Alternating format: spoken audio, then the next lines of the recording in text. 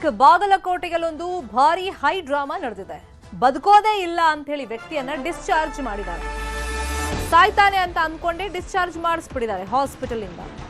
Ventilator ತೆಗೆದಾಗ ಉಸಿರಾಟ ಏನು ಕಾಣಿಸ್ತಿಲ್ಲ, ಹಾಗಾಗಿ ಆ ವ್ಯಕ್ತಿ ಮೃತಪಟ್ಟಿದ್ದಾನೆ ಅಂತ ಹೇಳಿ ಸಂಬಂಧಿಕರು ಸುದ್ದಿಯನ್ನು ಹರಡಿಸ್ಬಿಟ್ಟಿದ್ದಾರೆ. ಡಿಸ್ಚಾರ್ಜ್ ಮಾಡಿಸ್ಕೊಂಡು ಮನೆ ಕರ್ಕೊಂಡು ಹೋಗ್ತಾ ಇದ್ರು. ಆ ಟೈಮ್ನಲ್ಲಿ ಆತ ಇದ್ದಂತ ವಾಹನ ಹಂಪ್ ಹಾರಿದೆ, ಅಂದ್ರೆ ರೋಡಲ್ಲಿ ಹಂಪ್ಸ್ ಇರುತ್ತಲ್ಲ, ಅದನ್ನ ಹಾರಿಸಿದಂತ ಸಂದರ್ಭದಲ್ಲಿ ಆ ವ್ಯಕ್ತಿ ಉಸಿರಾಡಿದ್ದಾರೆ, ಅದನ್ನು ಗಮನಿಸಿದ್ದಾರೆ. ಸತ್ತವನು ಬದುಕದ ಅಂತ ಹೇಳಿ ಖುಷಿ ಪಟ್ಟಿದೆ ಕುಟುಂಬ. ಜಮಖಂಡಿ ನಗರದ ಮೋಮಿನ್ ಗಲ್ಲಿ ಕುಟುಂಬದ ಕಥೆ ಇದು. 65 ವರ್ಷದ ಹಾಜಿ ಮುಬಾರಕ್ ಅವಟಿಗೆ ಕಿಡ್ನಿ ಫೇಲ್ಯೂರ್ ಆಗಿತ್ತು.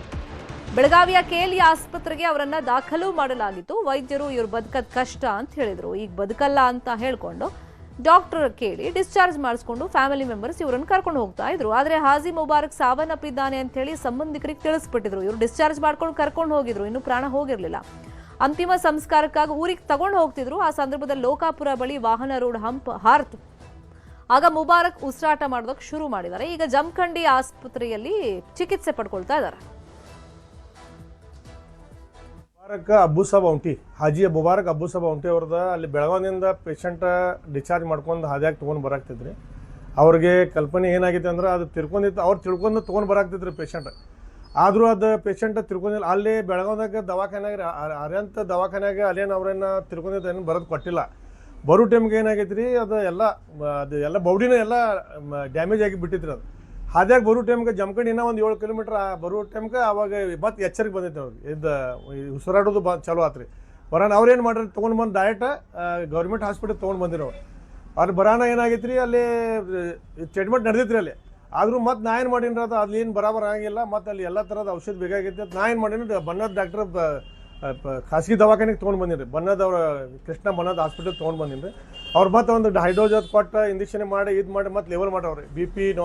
ಬಿ ಪಿ ಎಲ್ಲ ಬರಾಬರ್ ಆತ್ರಿ, ಹಾರ್ಟ್ ಸ್ಟಾರ್ಟ್ ಆತ್ರಿ. ಅದಾಗ ಅವ್ರೇನು ಮಾಡ್ರಿ, ಮತ್ತೆ ಬರೆದ ಬೇಲ್ಡಿಗೆ ಬರೆದು ಕೊಟ್ರಿ ಅವ್ರು ಬಿಜಾಪುರ್ಗೆ. ಈಗ ಬೇಲ್ಡಿದಾಗ ತೊಗೊಂಡೋಗಿ ಇಶ್ಯೂದಾಗ ಇಟ್ಟಾರೆ. ಈಗ ಬರಾಬರ್ ಪೇಷಂಟ್ ಚಲೋ ಕಂಡೀಷನ್ದಾಗ ಐತ್ರಿ, ಎಲ್ಲ ಚಲೋ ಮಾತಾಡಕತ್ರಿ, ಇವೆಲ್ಲ ಬರಾಬರ್ ಐತಿ. ಬಂದಾಗ ರೋಗಿಯ ಪರಿಸ್ಥಿತಿ ನೋಡಿದಾಗ ಚಿಂತಾಜನಕವಾಗಿತ್ತು, ಆದರೆ ಬದುಕುವ ಸ್ಥಿತಿಯಲ್ಲಿತ್ತು. ಯಾಕಂದರೆ ಅವರಿಗೆ ಹಾರ್ಟ್ ಅಟ್ಯಾಕ್ ಆಗಿ ಓನ್ಲಿ 20% ಪಂಪಿಂಗ್ ಇರೋದ್ರಿಂದ ನಾನು ಪ್ರಯತ್ನಪಟ್ಟು ಮುಂದೆ BLD ಆಸ್ಪತ್ರೆಗೆ ಕಳಿಸಿರುತ್ತೇನೆ. ಈಗ ಪೇಷಂಟು ICU ಅಲ್ಲಿದೆ. ಸೊ ಹಾಗಾಗಿ ಚೇತರಿಸ್ಕೊಳ್ತಾ ಇದ್ದಾರೆ. ಎರಡನೇದಾಗಿ ಅವ್ರಿಗೇನು ಮುಂಚೆಯಿಂದನೂ ಸಹ BP, ಶುಗರು ಹಾಗೂ ಕಿಡ್ನಿ ಪ್ರಾಬ್ಲಮ್ ಇತ್ತು. ಸೊ ಹಾಗಾಗಿ ಇವು ಮಲ್ಟಿ ಆರ್ಗನ್ ಫೇಲ್ಯೂರ್ ಅಂತೀವಿ ನಾವು. ಸೊ ಹಾಗಾಗಿ ಅವ್ರಿಗೇನಾಗಿದೆ, ಬ್ರೈನ್ ಡೆಡ್ ಆಗಿರ್ಬೋದು ಅಂತ ತಿಳ್ಕೊಂಡು ಅವರು ಕಳಿಸ್ಕೊಟ್ಟಿದ್ದಾರೆ. ಆದರೆ ಈಗ ರೋಗಿಯು ಚೇತರಿಸ್ಕೊಳ್ತಾ ಇದ್ದಾರೆ.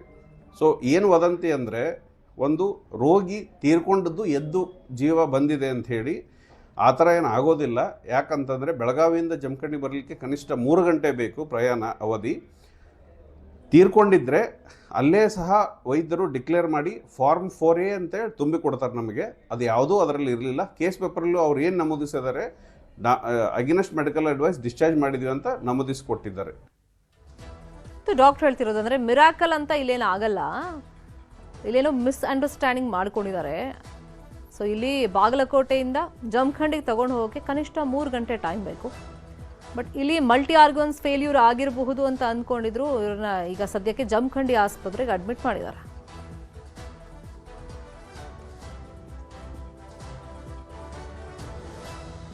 UPSC ರ್ಯಾಂಕ್ನಲ್ಲಿ ರಾಜ್ಯಕ್ಕೆ ಪ್ರಥಮ ಸ್ಥಾನ ಪಡೆದಿರುವಂತಹ ಕಿರಣ್ ಕಮತೆ ನ್ಯೂಸ್ 18 ಜೊತೆ ಮಾತನಾಡಿದ್ದಾರೆ. 5 ಬಾರಿ ಕೈ ಚೆಲ್ಲಿದ್ದ ಕಿರಣ್ 6ನೇ ಬಾರಿ ಕೊನೆಗೂ ಯಶಸ್ಸನ್ನ ಸಾಧಿಸಿದ್ದಾರೆ. UPSC ಪ್ರಿಲಿಮ್ಸ್ ಮೇನ್ಸ್ ಪರೀಕ್ಷೆಗೆ ಹೇಗೆ ಸಿದ್ಧತೆ ಮಾಡ್ಕೊಳ್ಬೇಕು, ಹೆಂಗ್ ಫೇಸ್ ಮಾಡಬೇಕು ಅಂತ ಹೇಳಿ ಕೆಲವೊಂದು ಟಿಪ್ಸ್ ಅನ್ನ ಕೊಟ್ಟಿದ್ದಾರೆ, ಕೇಳೋಣ. UPSC ಫಲಿತಾಂಶ ಬಂದಿದೆ. ಕನ್ನಡಿಗರು ಅದರಲ್ಲಿ 22ಕ್ಕೂ ಹೆಚ್ಚು ಜನ UPSC ಫಲಿತಾಂಶದಲ್ಲಿ ಯಶಸ್ಸನ್ನು ಗಳಿಸಿದ್ದಾರೆ. ಈಗ ನಮ್ಮ ಜೊತೆಗೆ ಕಿರಣ್ ಕಾಮ್ಟೆ 53ನೇ ರ್ಯಾಂಕ್ ಗಳಿಸಿದಂತ ಸಾಧಕರಿದ್ದಾರೆ. ಅವ್ರನ್ನೇ ಮಾತಾಡಿಸ್ತಾ ಹೋಗೋಣ. ಸರ್, UPSC ಫಲಿತಾಂಶ ಅಷ್ಟು ಸುಲಭ ಅಲ್ಲ ಯೂಶಲಿ ಕ್ರ್ಯಾಕ್ ಮಾಡೋದು, ಏನ್ ಹೇಳ್ತೀರಿ ಈ ಸಂದರ್ಭ? ಸರ್, ಫಸ್ಟ್ ಆಫ್ ಆಲ್ ತುಂಬಾ ಖುಷಿ ಆಗ್ತಿದೆ sir. It's been my last attempt. So with work ಮಾಡ್ತಾ ಇದ್ದೆ, ಇದನ್ನ ಲಾಸ್ಟ್ 3 years ವಿತ್ ವರ್ಕ್ ಮಾಡ್ತಿದ್ದೆ. ಸೊ ಫೈನಲಿ ಈ ರ್ಯಾಂಕ್ ಬರುತ್ತೆ ಅಂತ ಎಕ್ಸ್ಪೆಕ್ಟ್ ಮಾಡಿರಲಿಲ್ಲ. 53 ರ್ಯಾಂಕ್ ಈ ಸಮಥಿಂಗ್ ದೇವ್ರು ನನ್ಗೆ ಬೇಡ್ಕೊಂಡ್ತಿನ ಜಾಸ್ತಿ ಕೊಟ್ಟಿದ್ದಾನೆ sir. So over all very happy sir, very happy. ಕರ್ನಾಟಕದಲ್ಲಿ ಮೊದಲಿಗರು ಅಂದ್ರೆ ಬಹಳ ಕಡಿಮೆ ರ್ಯಾಂಕ್ ಅಲ್ಲಿ ಬಂದಂತವ್ರು ನೀವು ಮೊದಲಿಗರು. ಬಟ್ ಬೀಯಿಂಗ್ ನೀವು ವರ್ಕ್ ಮಾಡ್ತಾ ಹೇಗೆ ಕ್ರ್ಯಾಕ್ ಮಾಡೋದು, ಇದು ನಿಜವಾಗ್ಲೂ ಕೂಡ ಹೈಲಿ ಇಂಪಾಸಿಬಲ್. ಹೇಗೆ ನೀವು ಪ್ರಿಪೇರ್ ಆಗ್ತಿದ್ರಿ? So first 3 attempts full time prepare ಮಾಡಿದೆ sir. So that was my foundation. ಅಲ್ಲಿ ನನಗೆ so all my foundation basic text ಆಗಲಿ ನೋಟ್ಸ್ ಆಗಲಿ ಅಲ್ಲಿ ಮಾಡಿಕೊಂಡೆ. ಸೊ ತದನಂತರ 3rd 4th 5th and 6th ಏನಾಯಿತು, it was value addition only. So with work ಏನಾಯಿತು, ಅವಾಗ ಅಷ್ಟು ಟೈಮ್ ಬೇಕಾಗಿರಲಿಲ್ಲ. ಸೊ ಈವನ್ 4-5 hours ಡೈಲಿ ತೆಗೆದಿಟ್ಬಿಟ್ರು ದಟ್ ವುಡ್ ಬಿ ಹೆಲ್ಪ್ಫುಲ್. ನಾನು ಹೆಲ್ಪ್ ಮಾಡ್ಕೋತಿದ್ದೆ, ಉಳಿದಿದ್ದು ಮ್ಯಾನೇಜ್ ಮಾಡ್ತಿದ್ದೆ. ಬಟ್ ಐ ಆಲ್ಸೋ ಫೀಲ್ ಕಮ್ಮಿ ಟೈಮ್ ಇದ್ದಷ್ಟು ಆಕ್ಚುಲಿ ಎಫಿಷಿಯನ್ಸಿ ಬೆಟರ್ ಆಗುತ್ತೆ. ಸೊ ಟೈಮ್ ಜಾಸ್ತಿನೇ ಬೇಕಂತೇನಿಲ್ಲ, ಒಂದು 6 to 7 hours some how you manage every day ಸಿಗತ್ತೆ sir. You can do it. Department ಅಲ್ಲಿ ವರ್ಕ್ ಮಾಡ್ತಾ ಇದ್ರಿ, ಜೊತೆಗೆ ಇದನ್ನು ಪ್ರಿಪೇರ್ ಮಾಡೋದು ಸುಲಭ ಅಲ್ಲ. ಹೇಗೆ ಟೈಮ್ ಮ್ಯಾನೇಜ್ ಮಾಡೋದು ಬಹಳ ಇಂಪಾರ್ಟೆಂಟ್. ಯಾಕಂದ್ರೆ ಬಹಳಷ್ಟು ಜನ ಅಭ್ಯರ್ಥಿಗಳು ವಿದ್ಯಾರ್ಥಿಗಳು ಏನ್ ಮಾಡ್ತಿದ್ದಾರೆ, ಟೈಮ್ ಮ್ಯಾನೇಜ್ ಮಾಡಕ್ಕಾಗಲ್ಲ, ಓದಕ್ಕಾಗಲ್ಲ ಅಂತ ಹೇಳಿ ಅರ್ಧಕ್ಕೆ ಬಿಟ್ಟು ಹೋಗೋರ ಸಂಖ್ಯೆ 60% ಜಾಸ್ತಿ ಇದೆ. ನೀವು ನಂಬ್ತಿರಲ್ವಾ? ಹೇಗೆ ಟೈಮ್ ಬ್ಯಾಲೆನ್ಸ್ ಮಾಡೋದು ಹೇಗೆ? Definitely sir. ಯಾಕಂದ್ರೆ ಒಂದು ಫುಲ್ ಟೈಮ್ ಜಾಬ್ ಇದ್ದಾಗ ಅಟ್ಲೀಸ್ಟ್ ಒಂದು 10 to 6 ಅಂತೂ ಹೋಗೇ ಆಗುತ್ತೆ sir time. So or 9 to 5. So beyond that ನಾವು ನಮ್ಮ ಬೇಸಿಕ್ ರೂಟೀನ್ನ ಫಿಕ್ಸ್ ಮಾಡ್ಕೋಬೇಕಾಗತ್ತೆ ಸರ್. ಸೊ ಅಟ್ಲೀಸ್ಟ್ ಸ್ವಲ್ಪ ನಿದ್ದೆನ ಸ್ಯಾಕ್ರಿಫೈಸ್ ಮಾಡಬೇಕಾಗತ್ತೆ. ಬೆಳಗ್ಗೆ ಅಟ್ಲೀಸ್ಟ್ 1-2 hours ಆದ್ರೂ ಮ್ಯಾನೇಜ್ ಮಾಡಿದ್ರೆ, ಆ್ಯಂಡ್ ಆಫ್ಟರ್ ವರ್ಕ್ ಒಂದು ಅನದರ್ 2-3 hours ತೆಗೆದ್ರು ಒಂದು 4-5 hours ಸಿಗುತ್ತೆ. What I usually would do is lunch ಬ್ರೇಕಲ್ಲಿ ಒಂದು ನ್ಯೂಸ್ ಪೇಪರ್ ಓದ್ಕೊಂಡ್ಬಿಡ್ತಿದ್ದೆ, ಒಂದು 30 minutes ಅಲ್ಲಿ ಮುಗಿಸ್ಕೊಂಡು ಇನ್ನೊಂದು 30 minutes ಅಲ್ಲಿ. ಸೊ ಸಮೌ ಆ ಮ್ಯಾನೇಜ್ಮೆಂಟ್ ಮಾಡಿದ್ರು ವರ್ಕ್ ಆಗುತ್ತೆ sir. But ultimately you need the dedication sir. It is difficult.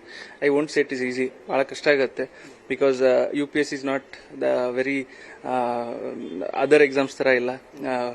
So it takes lot of time. So ಎಲ್ಲ ಬ್ಯಾಲೆನ್ಸ್ ಮಾಡೋಕ್ಕೆ ಡೆಡಿಕೇಶನ್ ಬೇಕಾಗುತ್ತೆ ಸರ್. ಆ ಮೋಟಿವೇಶನ್ ಇದ್ದಾಗ you can manage it some. Thank you very much. So ಇದು ಕಿರಣ್ ಕಾಮ್ಟೆ ಅವರ ಮಾತು. Camera person Noor Ahmad Sharif ಜೊತೆ ಶರಣು ಹಂಪಿ, ನ್ಯೂಸ್ 18.